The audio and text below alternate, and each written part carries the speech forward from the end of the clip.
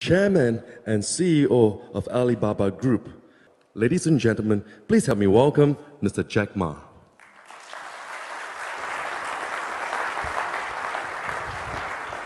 Thank you. Yeah. Thank you very much, dear Minister. Ladies and gentlemen, after 3 days, in-house meetings and also fly all the way here, I did not feel quite well today. But when I see the entrepreneurs, when I came to the SMEs, I always feel excited. Because when I join the SME conference, I see from the eyes, the dreams, the passion, the hope. But when I join the Fortune 500 conference among the CEOs, I see the numbers, I see the revenues, I see the KPIs, I see the bloody competition. But among the SMEs, you see, I have a dream, I want to do something. And that happens all the time. And that makes me excited all the time. And today, I think last year, everybody said, wow, the economic is in trouble and we are all dead and what are we going to do? And today, everybody seems to be happy. See, the economy come back. Is it really economic comeback? I don't think so. The money is go to the big companies. The money go to infrastructures. The money go back to the stock market. It seems nobody learned from that. How can the economic come back if the SMEs not come back? How can the economic come back if the dreams are not come back, the hopes are not come back? I saw one thing that few days, 2 days ago, I had a dinner with my Singapore friends, and they said Singapore government is encouraging to have more babies because people are aging and not enough kids.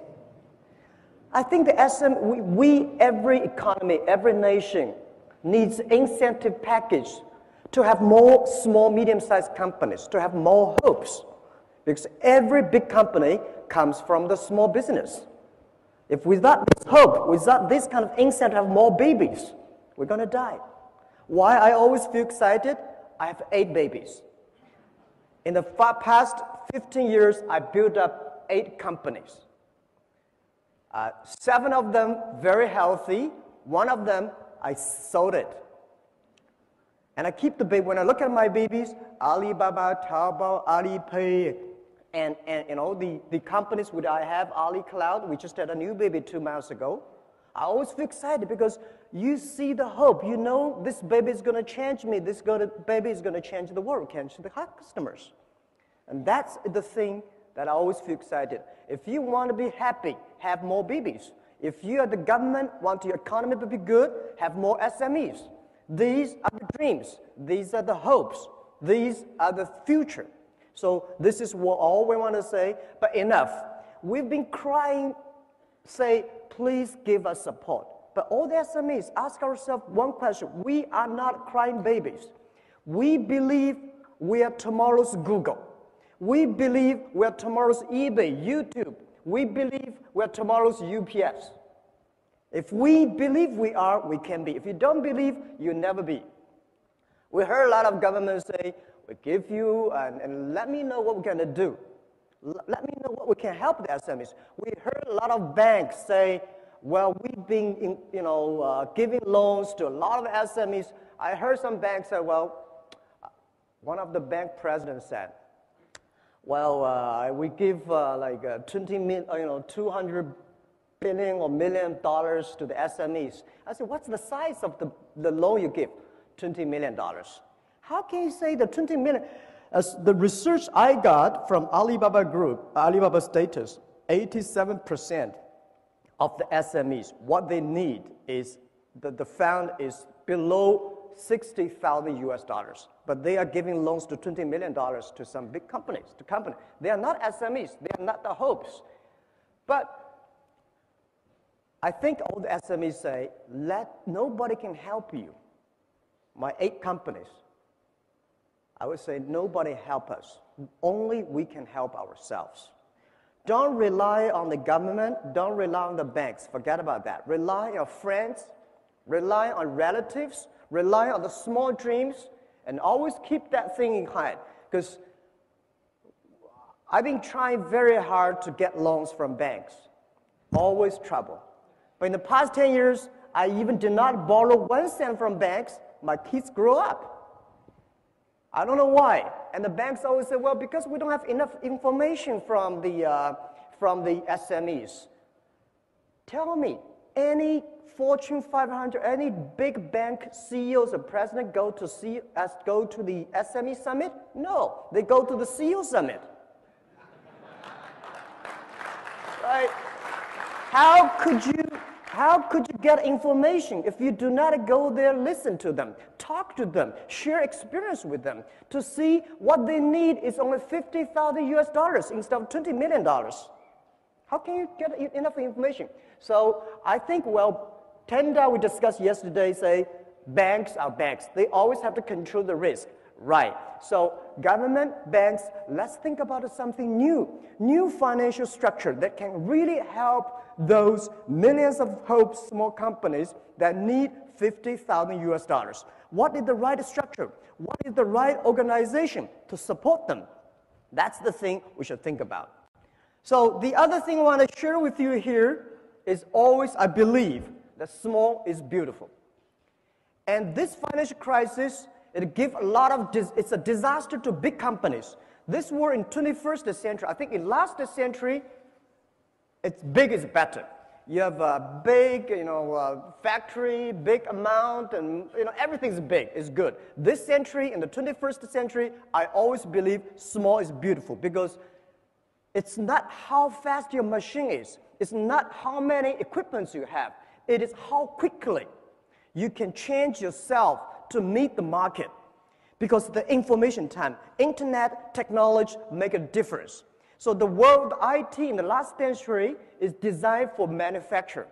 And this century, IT is designed to help the consumers.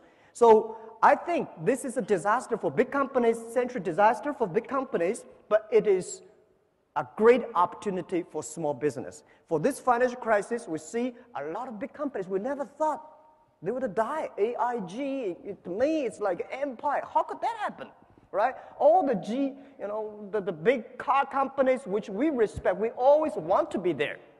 But today, they all died. And look at the SMEs. We still feel painful, but we are happy in our heart because we still survive. And we heard so many stories about big companies giving trouble. And I see the society, the government paid too much attention to these big troublemakers. They are the troublemakers. And we give them enough support. Let them die. It's the time for them to die because they make troubles. Every big company, they have a different disaster, different problems, but all the SMEs have the same problems. They need understanding and support. This world is not fair. I know, so that's why I want to encouraging everyone, all the SMEs here. I'm an SME. I have 8 kids.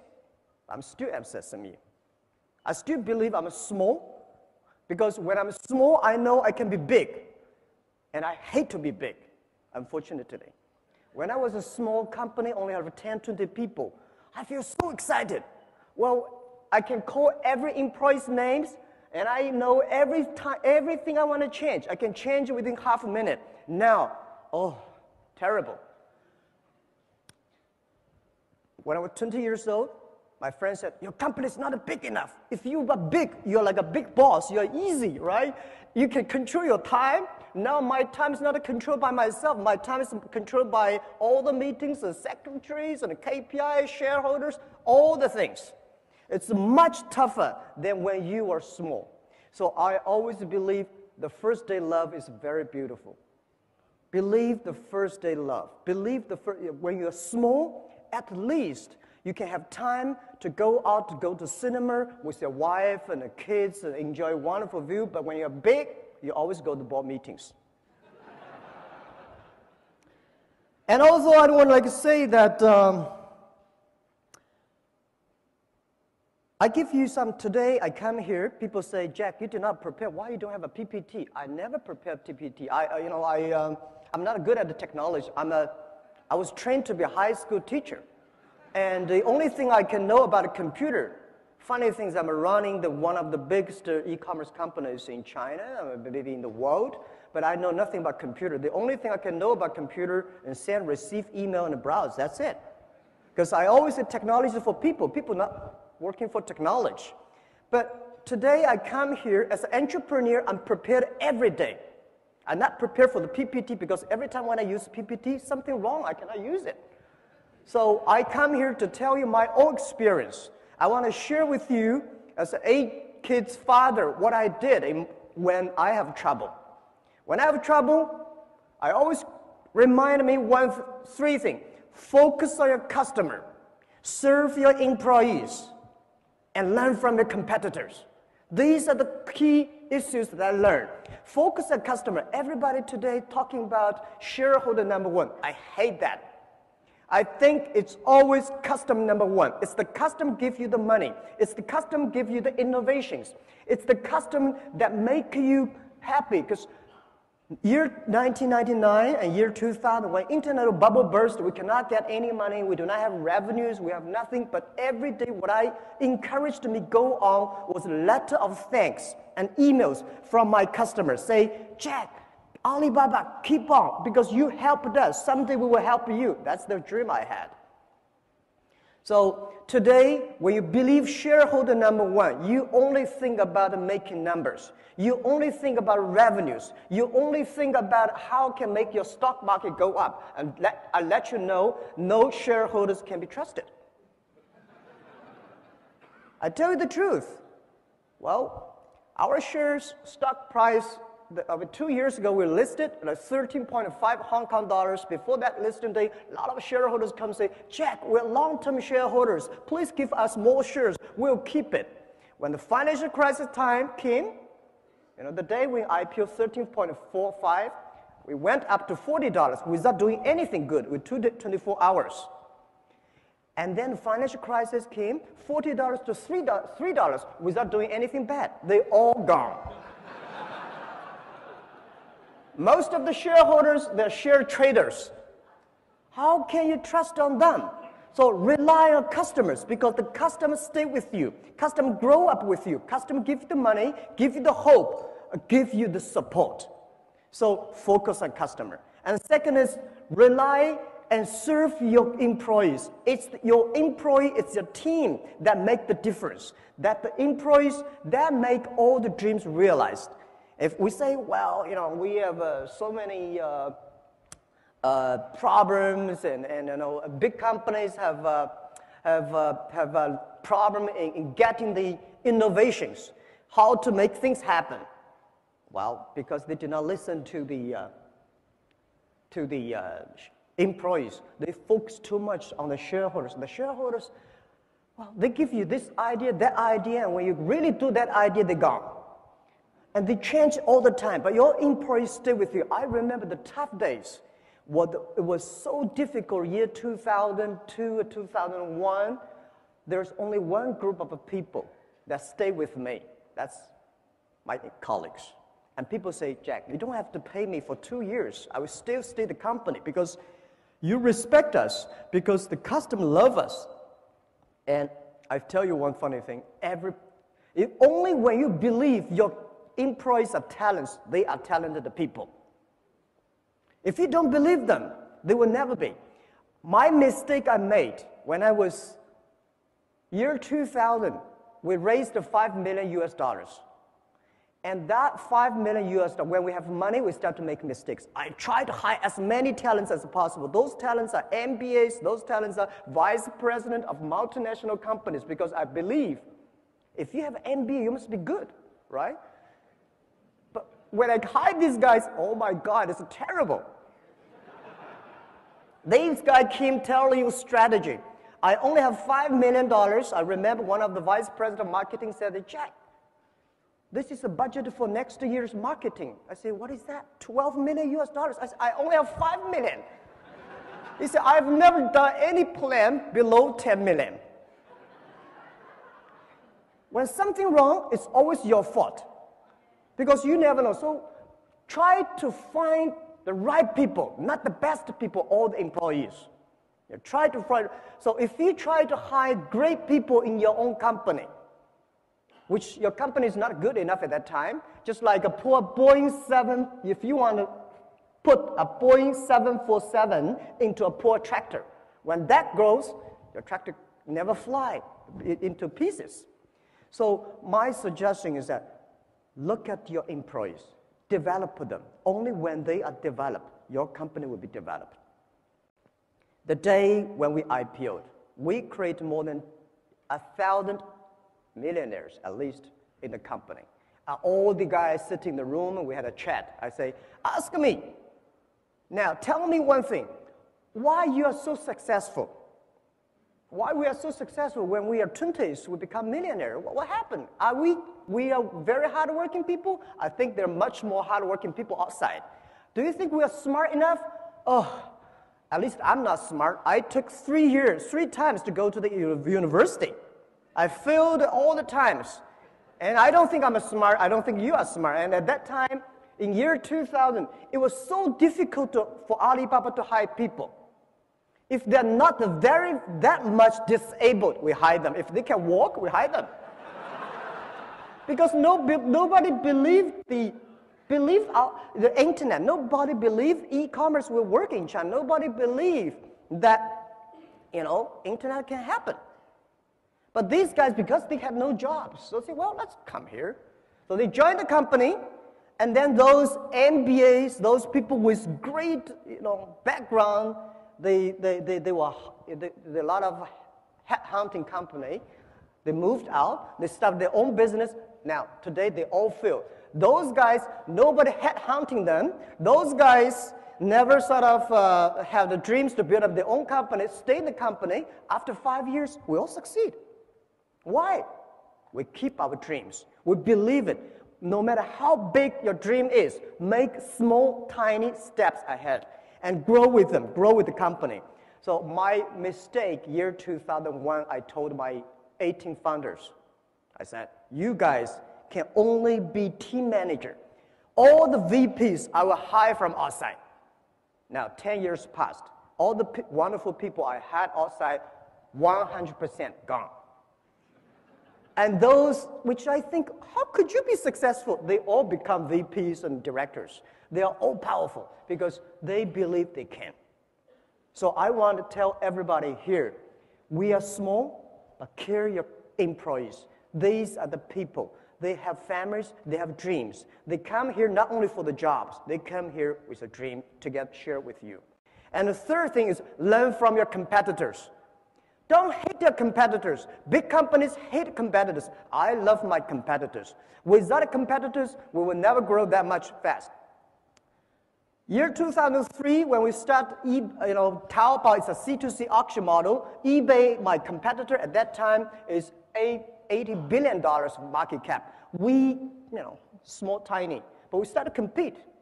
It's a lot of fun to compete with big guys.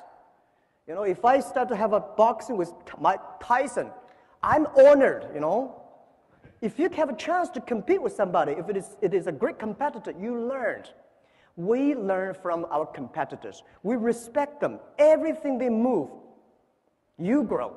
And the other thing I want to share with you is that competitors are the best laboratory for you.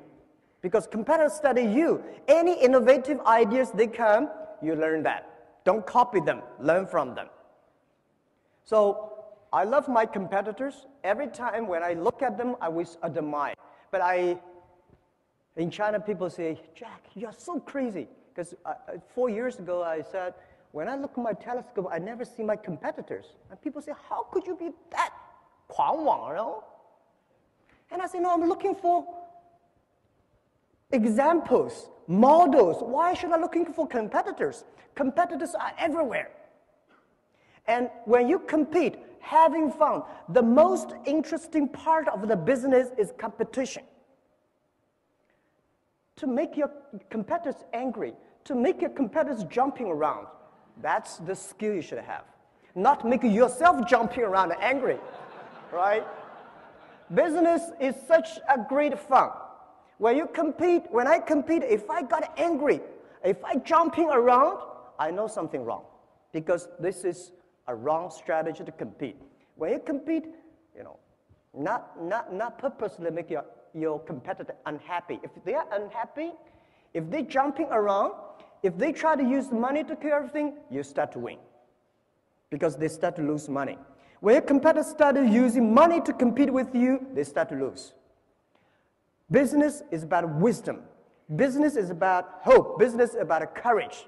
So these are all the skills, and nobody comfort us. I learned to use my right hand to comfort my left hand when I'm in trouble. You always tell yourself, okay, I'm still surviving, I'm still growing, everything's good, at least I'm still surviving, right? So when you are big, you start to worry about losing something. When you're small, you start to grow. So I always believe small, keep the hope. So these are the things I want to share with you. And the last and most important thing I want to say is never, ever give up your dreams. I think you cannot eat food for 7 days that you will die, right? 5 to 7 days. If you do not drink for 3 days, you will die. If you do not breathe for 3 minutes, you die. But if you lose hope and dream for 1 minute, you die. So I want to tell you that I had problems in the past 10 years. These days when I walk on China, when I look at the airport, a lot of books about me, about the Alibaba, I feel very nervous because these are not the books interviewed me. These are books that, all right, we are not that good. We're not that bad. But today when you're something, successful, they start to write good things about it. We made so many mistakes. The only book that I dream to write about is Alibaba 1001 Mistakes. Every mistake, I think you counted, I made it. And I know you will make it too. Because when I was doing business, everybody said, wow, this is the mistake. This guy is going to make, that guy is going to, I'm never going to make it. I tell you, you will make it. And you will make it again, again, again. And when you make it again, again, don't lose confidence. Make it again. You will win. That's all we did. I mean, nobody's perfect, right? So I almost lost my confidence year 2002. I had a big trouble with my team in the USA. I learned from a great consultant guy, joined the company, said, Jack, Alibaba do international trade. International trade needs English. Which country has the best English you believe? I think USA, right. Now, internet needs great technology. Which country has the best technology? We say, USA, right. And we're in Silicon Valley, so we move our Alibaba.com to Silicon Valley. And when I arrived in Silicon Valley, we suddenly realized something wrong. We hired people from Miami, from New York, and from all the where. They all came to our Silicon Valley. And after 3 months, I realized the problem is that nobody in Silicon Valley knows the trade. So what's the point? Have a good technology and English. We are not English site, right? All the small, medium-sized companies across the board, they know exactly what are you talking about, no matter how terrible your English is. Right. So I made a mistake, and I told the people, say, sorry, it's a mistake. Let's move back. So after 2 months, we moved back to China again. The funny thing is that everybody was happy at that time because internet boosting. They got a lot of option shares, they got a lot of cash pay, and they find another job is easy. And nobody wanted the shares. We give them 1 cent per share. No share, we want a cash. Now you know they don't believe your dreams. If they believe the dreams, give them the shares, 1 cent. If they don't believe, I want a cash, let them go. And I was so disappointed. A lot of people we hired, they did not want. They want a cash. No matter how wonderful at that time, it's easy to raise money. People still want a cash. So I said, okay, let's forget it. And I worked for about half an hour on the Beijing street. My colleague was with me. And then I told myself, go to bed, sleep, tomorrow again. So we started. Today, things changed. So I want to tell you, never ever give up your dreams. And today, I encourage myself and our team, and reminds us one thing that always, and I want to share with you, finish my speech, that today is very difficult. Tomorrow is much more difficult. But the day after tomorrow is very beautiful. Most people die tomorrow evening. You will never be able to see the day after tomorrow sunshine. If you give up the hope, you will not see it. If you give up your employees, you will never see it. If you give up your customers, you will dead. But if you give up shareholders, you will get a better one. Thank you.